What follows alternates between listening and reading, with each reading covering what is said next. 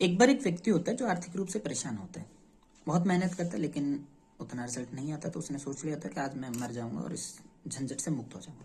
ये सोचकर एक नदी किनारे पहुंच जाता है।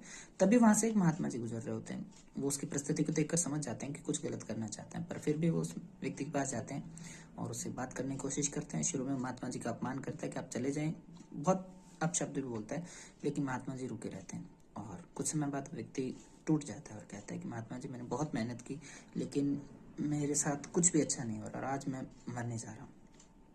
कुछ समय महात्मा जी मौन रहते हैं और उस व्यक्ति को कहते हैं कि क्या इस मौत को एक दिन के लिए टाला जा सकता है, क्या ये सुसाइड कल हो सकती है। तो उसे और ज़्यादा गुस्सा आता है, कहते हैं मैं यहाँ मरना चाह रहा हूँ, आप मजाक कर रहे हैं। तब महात्मा जी कहते हैं कि इस नगर का एक बहुत धनाढ़ सेठ मेरा मित्र है और मेरा शिष्य भी है।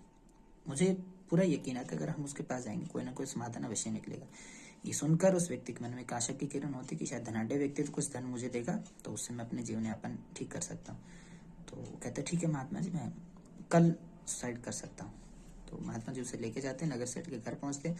दोनों का अच्छे से आदर सत्कार होता है। तो महात्मा जी उस नगर सेठ को सारी चीज़ें बताते हैं। तो नगर सेठ कहता है कि महात्मा जी, हमने एक हॉस्पिटल शुरू किया जिसमें हम व्यक्ति के अंगदान लेते हैं और उसे उसके बदले में बहुत धन भी देते हैं। तो महात्मा जी उस व्यक्ति को कहते हैं हाँ जी बोलिए।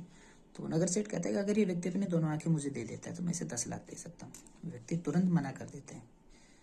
तो वो कहता है अगर इसे कम लगता है तो मैं इसे 20 लाख 50 लाख दे सकता हूँ, लेकिन व्यक्ति हर बार मना करता रहता है। ऐसे करते करते उसे बहुत देर हो जाती है। तो सेठ कहता है कि कोई बात नहीं, आंखें नहीं देगा तो शरीर के कोई अंग दे सकता है, किडनी लीवर, उसके बदले भी 100 रुपये मिलेंगे। लेकिन वो व्यक्ति हर बार मना करता है। तब महात्मा जी कहते हैं कि अभी तो तू आर्थिक तंगी के कारण मरने जा रहा था, आज तुझे जितना धन मिल रहा है और तू मना कर रहा है, इसका मतलब इससे ज्यादा कीमती चीज तेरे पास है। तो उस व्यक्ति को अपनी भूल का एहसास होता है। कहता है महात्मा जी, मैं ये गलती नहीं करूंगा, फिर से मेहनत करूंगा। देखिए, जीवन में उतार चढ़ाव सबके आते हैं।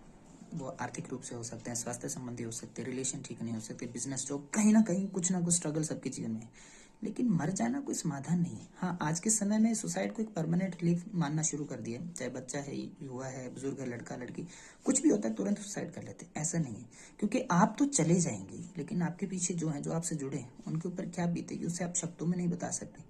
इसलिए निवेदन है, ऐसा मत करें। और आप क्या करेंगे, किसी के जीवन में एक महात्मा की भूमिका के रूप में रहें, ताकि वो अपने जीवन की सब चीज़ें आपसे शेयर कर सके और मिलकर उस समस्या का समाधान करें। उम्मीद करूंगा आपको अच्छा लगे, तो इसे ज़्यादा से ज़्यादा आगे भेजें। खुश रहें। जय हिंद, जय भारत, जय श्री राम।